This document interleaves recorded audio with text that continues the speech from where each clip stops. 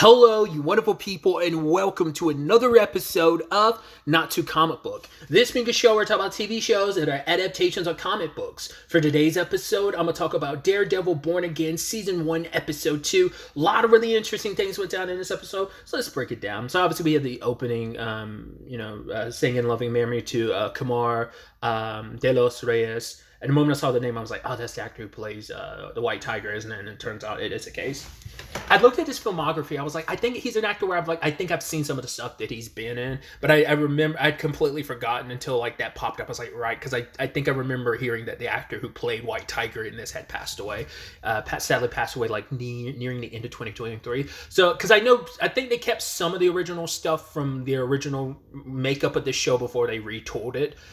So that's why I'm curious, like, was that sadly in the time frame he was still when they were like redoing everything and they filmed some stuff before he passed, or is that still like just footage that was left over from like, because I don't know when I know they're filming season 2 currently, I believe, but I just don't know when they were like, what the production schedule was for like lining up with, sadly before him passing. It's just kind of heartbreaking. It's just, I don't know, it kind of gives me that, especially cancer and everything, because it's like there's been a few actors that you just see them in something, you're just like, oh, cool, just reminder they're no longer with us because cancer. Cancer sucks ass, dude.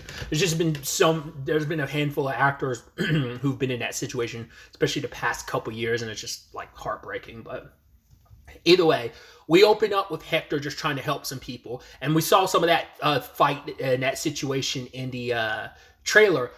Did not expect the cop twist was really interesting. What I also thought was interesting too, one of the cops, Powell, I'm blanking on the actor's name. I was just, I think it's Hamish. I'm blanking on his name, but I recognize him from the show Mayor of Kingstown. He plays Robert. He's kind of like a SWAT dude. Interesting enough, who else is in that show? The lead of the show is Jeremy Renner, obviously Hawkeye in the MCU, so it's just like, once again, connect stuff like that is interesting. But I was not expecting the cop twist. I think it's interesting too, as you can see in the last scene, he has a Punisher tattoo on his hand, which I think is interesting. I don't know what that necessarily incites, because we don't know who the dude is. We find out later on his name is Nicky, the guy they were beating up. Now, either that was an informant they were beating up, or he's a bad guy that got away with something and they were beating him up. Who knows? The Punisher tattoo makes me feel like that it might be the latter of like he was a bad guy they were beating up. Who knows? It could easily just been like because we don't know why they were beating on Nicky like they will. Doesn't matter, but still, and Hector stepped in because he saw someone getting beat up. And I think that's always the interesting thing where it's like cops being fan of the Punisher, which is interesting considering like a lot of times the Punisher himself would not be fans of cops. He's kind of an antithesis of everything you're kind of against, which funny considering like Fisk made his declaration. He's like, right, we don't need more vigilantes like a gun-toting person with a skull on their chest, someone in a spider outfit, or someone dressed like a devil. I'm like, hey, shots fired all across the board. Nice Spidey shout out where it's like hearing Fisk say that, which I even remember Vincent D'Onofrio, I think it was like a couple years back on Twitter being like, oh yeah, he's like, I would love to like face off against Spider-Man. He's like, I'd beat his scrawny ass or something like that. I can't remember what it necessarily was, but it was something along those lines. And obviously the Fisk and Spider-Man thing is everyone's always wanted. So it's what people are kind of hoping Spider-Man 4 will be, but that's a whole other conversation. I am curious though what that's yes, Homecoming and No Way Home all took place predominantly in New York, obviously, but I'm curious if that's supposed to be more an indictment against Spider-Man because of those 2 previous movies, or is it more supposed to be like, oh, post No Way Home, Peter has been doing his very neighborhood Spider-Man thing, so he has been handling like more local crime. So I'm curious. It could be an amalgamation of everything. So I don't know if that's supposed to be a little insight to what Peter's been up to post, everything, but I don't know. I like to imagine it is, but like I said, it could be more about Homecoming and No Way Home. But either way, putting all that aside, Matt, of course, stumbling his way upon a client in Hector because he heard the cops, roughing Hector up, and it's like, you're in a very complicated predicament. It's like, once again, you didn't intend to kill the guy, but the guy you ended up accidentally killing, even though it was just a tussle because the guy was beating you up and you were defending yourself. the train came out of nowhere and smacked him, and you're just like, damn. So you have the entire police force warning your head because, you know, it's like, right, you killed a cop, that puts a nasty, nasty target on your back. Which, once again, the parallels, and I think it's so interesting, the actor who plays Powell, just his role in... it's not the same role, but there's parallels between his role in this as Powell and his role as Robert in Mayor of Kingstown. There's interesting parallels there. Feeling a similar role in some capacities. I'll just kind of leave it at that if you've never seen Mayor of Kingstown. But either way. But yeah, Matt immediately doing his typical thing of, all right, I'm gonna listen to your pulse. Okay, it sounds like you're innocent, but you're definitely hiding stuff from me. So he has Cherry investigate him, and Cherry comes across the suit. I'm not that familiar with White Tiger. The only version of White Tiger I'm familiar with, and I think she's like the legacy character of the White Tiger. I'm blanking on her name, but it's the second person to take up the White Tiger mantle.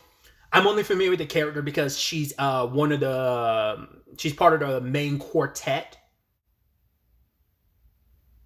No, it's actually quintet. The animated Ultimate Spider-Man series, because it's Spider-Man, White Tiger, Iron Fist, Nova, and Power Man, Luke Cage. So that was kind of my introduction to Power Man and Iron Fist 2 and Nova. So, you know, that show had a lot of interesting introductions. But my point being, like, I don't remember her name, but that's my only familiarity. And I guess I completely forgot what her situation was, but he has an amulet that gives him mystical powers. And I mean, it's the MCU. We're deep in the waters here. So for Matt to have that, casually bring that up to a judge being like, yo, my client wasn't in his costume, nor did he have his mystical amulet with him. Like, the fact is that gets said, like, not, once again, it's the reality of like Marvel or DC. It's just one of those things where you're like, I don't know if we would have ever gotten that type of conversation in Daredevil previously on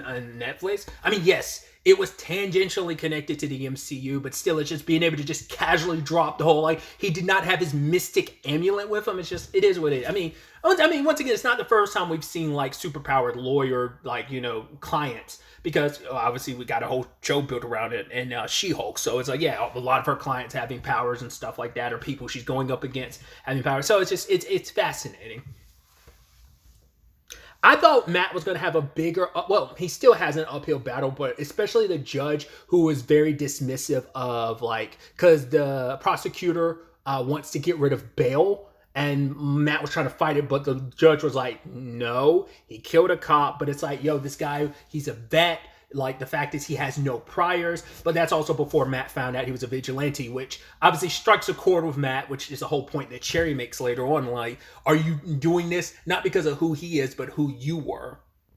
You know, and it's like, yeah, you're a little sympathetic of, like, especially when Hector's like, I'm out there doing stuff because Daredevil's not around anymore and this city needs a hero. To be fair, he was already doing his thing even when Matt was still Daredevil, but like I said, we don't really know the full context of, in between season 3 and this, how much Matt had really been operating, because the way Foggy said, like, oh, I don't want you to use it as an excuse. So, like I said, he probably had toned down how much Daredevil he was, but he completely shut it out for this entire year that's passed post Foggy's death. So, because we saw, like, you know, White Tiger doing his thing in that thing on that video that was playing on TV, like in the beginning of the first episode. So, but he probably, like, upped his, like, vigilanteism. And I'm curious, like, at what point did his wife find out about it? Had to probably be more recent, probably in that year time frame, because, like I said, he probably expedited his, like, patrol and vigilanteism because Matt wasn't, you know, doing his thing as Daredevil. So I think there's a personal responsibility Matt feels, because he understands, like, hey, you're a fellow vigilante going out there trying to seek justice, wanting to do your part because the city needs a hero. So I understand that, but it's also like the frustration with, like, the fact is of, well, twofold. You're my client. I need to know everything. I need to know, if I'm going to win this case, I need to know every way that I could lose it. But also there's the frustration of, like, you're only in this position because I bailed on the superheroism, and it just kind of, like, it tugs at him of, like, this is a man just trying to do the right thing, trying to do right by his city, and how can I fault him for that? So Cherry's kind of suggesting, like, maybe your judgment's a little clouded by this. But yeah. So it's an interesting conundrum Matt finds himself in this regard. I mean, obviously, initially, Kirsten and Cherry were not fans of taking this particular case because of the whole angle of, well, you're dealing with a cop killer, and that kind of makes this such a tough case. But Matt was like, do you know what I said to get you from the DA's office? She was like, that I'm smart and you were right. And she's like, no, you said I was brilliant and you were right. I am.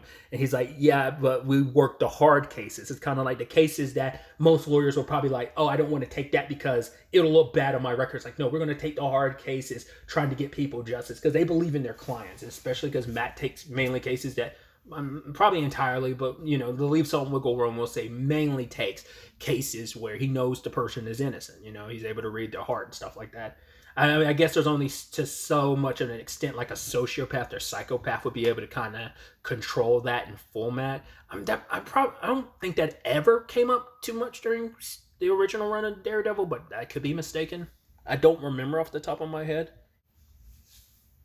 It's a lot of things I'm sure Matt puts into like his listening to really determine whether someone's lying. There's probably only so much they could control and cover up to hide the fact that they're lying. So,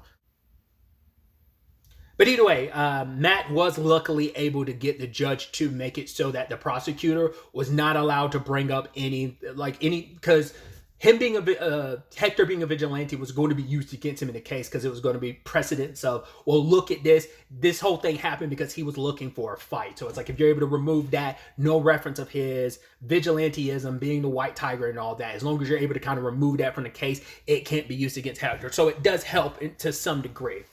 And I'm going to have to jump ahead and continue with Matt's situation. Him following Powell. And I think this is kind of a neat touch. Just like, right, he's so focused on Powell's footsteps, he doesn't even notice the taxi coming his way. So it's not like his hearing's like omnipresent. Like when he's focused, he tunes out everything else, so he didn't even hear the car. So it's like even he can kind of get caught slacking if he focuses too much. But yeah, Powell and his the other cop are trying to find Nikki and kill him. So Matt luckily got there first, and Matt's like, yo, he's not here, so come on, guys, we don't have to do this. And he proceeded to beat the shit out of Matt, and then Nick Powell's like, yo, kill him. And it's like, the guy's a lawyer. It's like, whatever. And it's like, Matt was like, please don't do this. Please don't do this. And proceeds to kick their ass, break Powell's arm, just... Luckily they're not dead, but I mean, hell, he tossed Powell like on his neck, like slammed him into the refrigerator a couple of times. Other guy got tossed around, beat, like Matt doing what Matt did, and just like obviously the frustration where it's like he's trying so hard. Cherry even said, like, I like the Matt Murdock that you've been trying to do good work as Matt Murdock, not suiting up as Daredevil.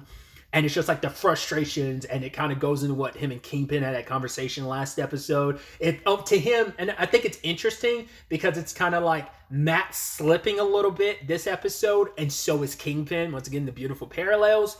But for Matt, the frustration of, damn it, I had to do this. And also it's a complicated thing because it's like, what do I do when these bastards wake up? Because they saw what I did. So that separation between being Matt Murdock, Daredevil, that line has always been blurry, but that's being more and more complicated. Granted, they don't know you're Daredevil.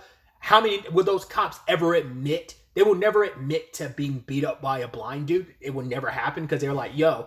I mean, Matt will be able to kind of like, he's like, you really think I could fight you guys? I'm blind, So he'd be able to spin that, but also these guys wouldn't want to admit anything. But that means you've got cops not only on Hector's ass, but also yours too. So it's a whole complicated mess. And so that frustration encompasses so much. So we have all that.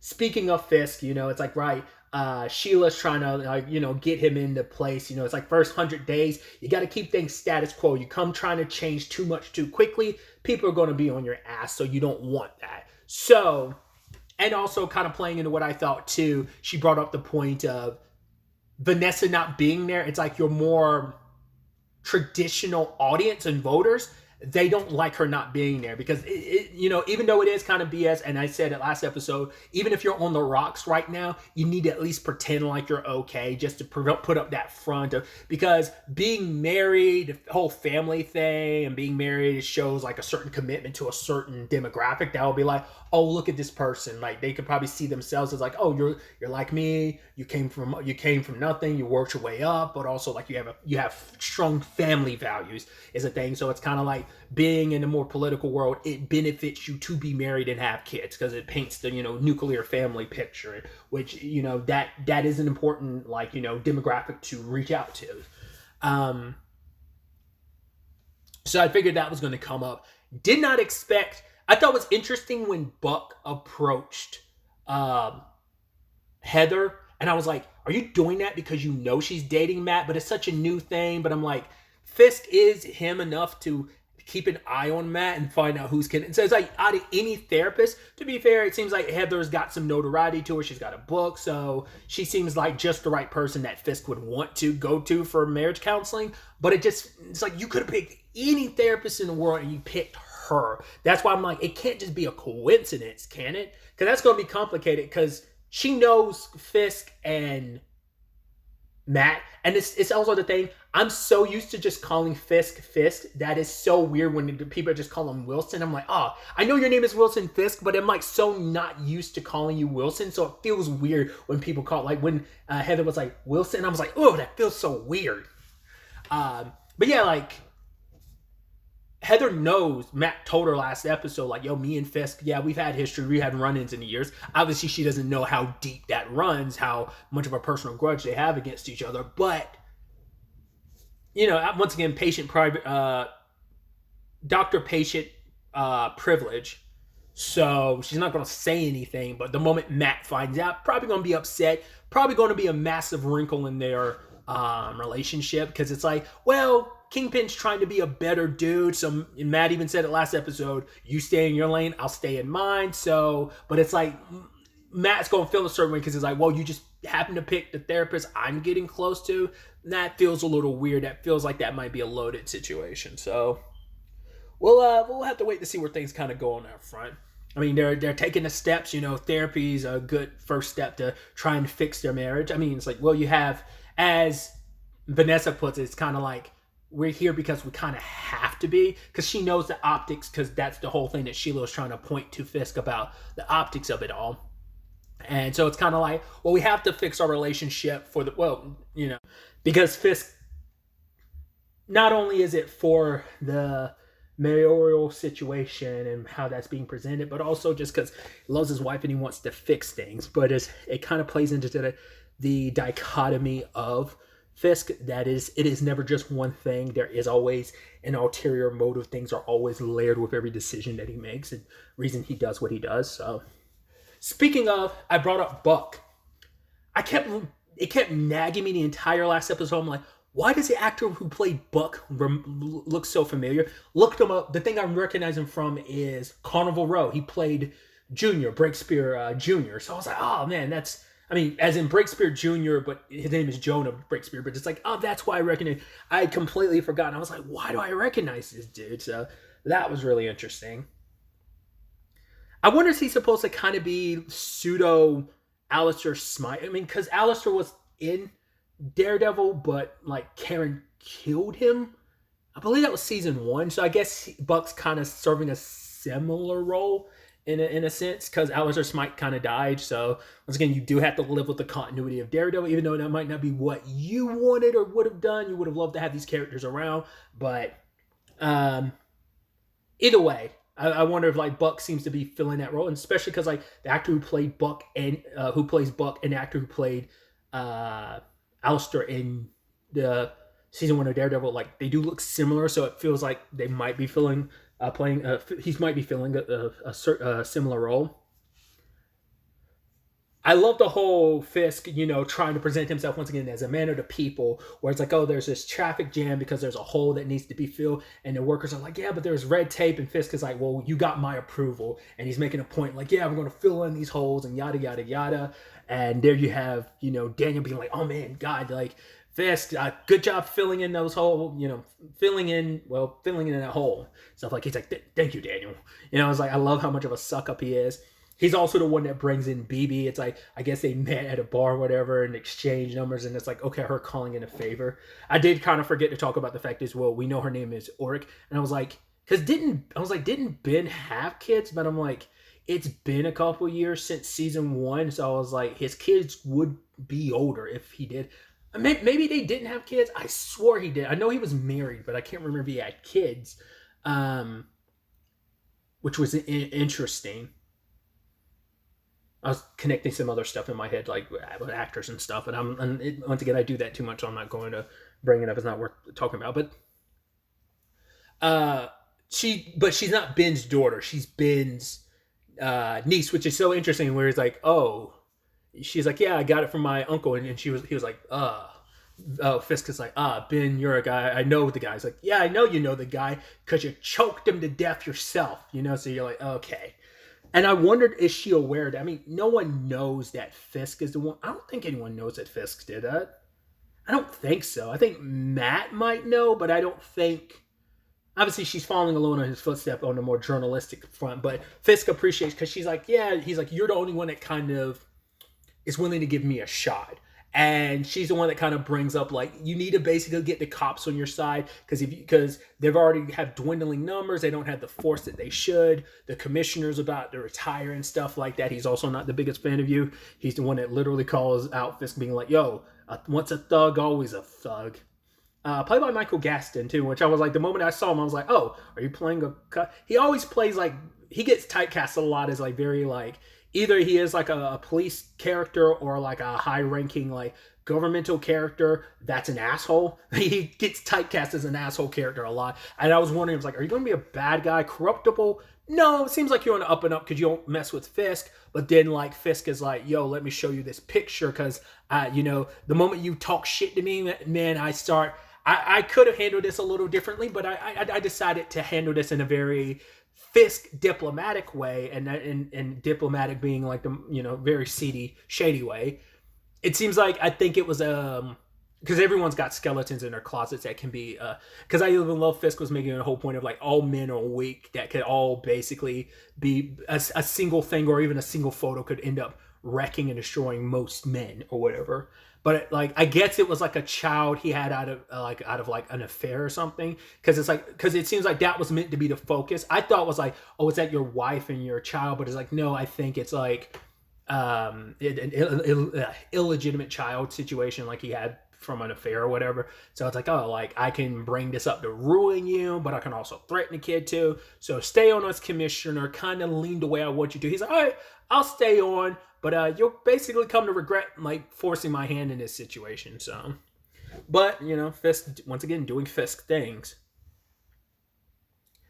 We also had this one introduction to this character during Heather's book signing. She ended up running into this guy. He's like, yeah, I really need help. And she's like, are you taking on any clients? And she's like, oh, yes. Like, here's my email. I was like, that's Muse, isn't it? I don't know anything, but I'm like, that's got to be Muse, simply because the actor who's playing his name is Hunter Duhan, if I'm not mistaken. I should have looked this up earlier. Okay, so I looked it up to confirm it. He is exactly who I thought he was. He played Adam in Your Honor. He played Bryan Cranston's son in that, and he's also in Wednesday. But the moment I saw him pop up, I was like, you give me vibes of like, feels a little typecasty in some capacity, especially with like the Wednesday of it all, where I was like, you play kind of like that, kind of like there's something off about this character vibe, and I was like, you've got to be Muse. Maybe he won't be, but I just get the feeling like he's got to be Muse. But we'll see. It might end up being someone else. That storyline might kind of take a different direction. Like if you've seen, I can't remember if that was season 1 or season 2 of Daredevil, where you were following that military guy like storyline, like how that took its own direction. This character could be in that same vein, but I'm like, he got to be Muse, but like I said, it could completely be another character. Now, if it ends up being him, that's interesting considering the connection to Heather, which could be a massive problem on multiple fronts. But like I said, just spitballing. I know nothing. I didn't look into anything. I just got that gut feeling immediately the moment I saw him. I'm like, you're Muse, aren't you? But like I said, I could be completely and utterly mistaken. So some very, very interesting developments all across the board. I'm very, very excited to see where the next episode ends up taking us going forward with all of this. But really, that's all I want to talk about. Till the next time we meet, be happy, be safe, live life to the fullest, and enjoy it. Good day and goodbye.